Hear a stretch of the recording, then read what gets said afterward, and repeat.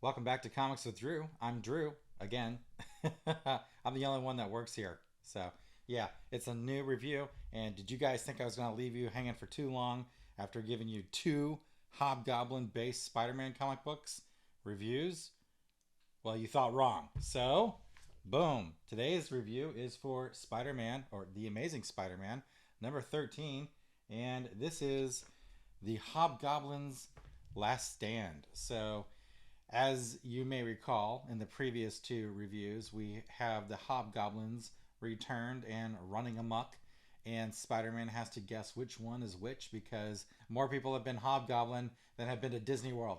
The bottom line is that both Roderick Kingsley and Ned Leeds are the Hobgoblin. This book is a great book. I know you guys want to hear me complain and tear this down, but sometimes you get a really good issue, and this just happens to be it. Real quick, the plot is Norm's watching the live feed from the Spider-Man suit camera, and he sees that there are two Hobgoblins, and he sees that they're about ready to kill Spider-Man.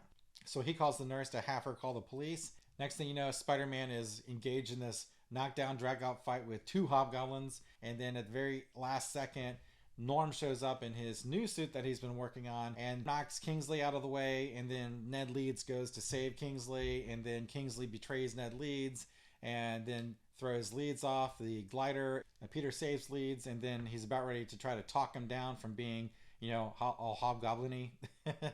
And then Leeds decides that he's going to try to kill Peter still. And then Norm comes and intervenes and beats Leeds to near death again.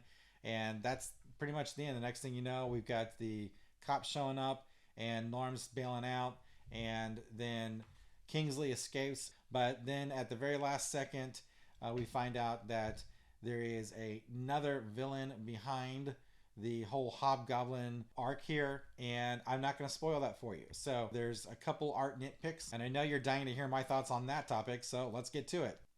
The first panel I don't like is on page 5, panel 2, and this is actually a close-up of the nurse, and I'm not going to get over the way Romita Jr. is drawing these faces.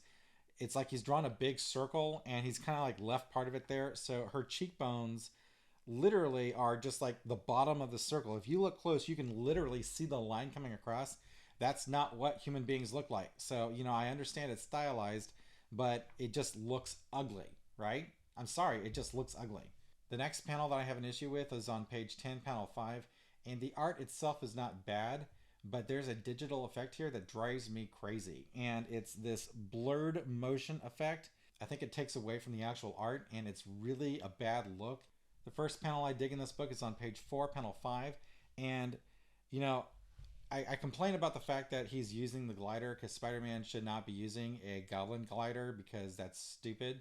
But in this panel, just the way that the motion is, the composition of it is fantastic. You have both Hobgoblins chasing Spider-Man. It just really looks like he's saddling up on a horse.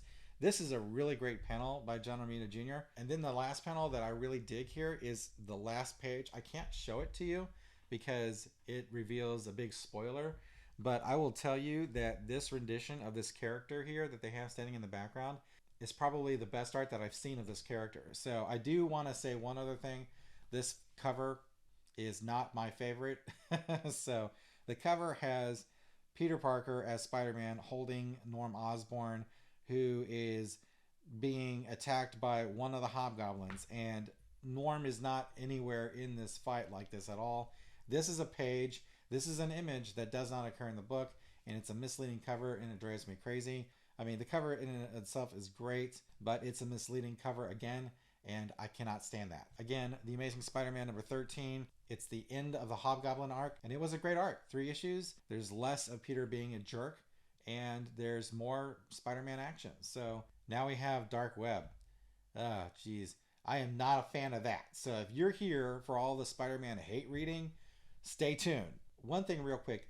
If you guys could like the videos, that would really help me out. I don't get any money for these things, and I enjoy making them, and I really enjoy the feedback. I really do it to get the feedback. So if you guys want to comment and tell me what you think about these issues, whether you think that they could have been better or not.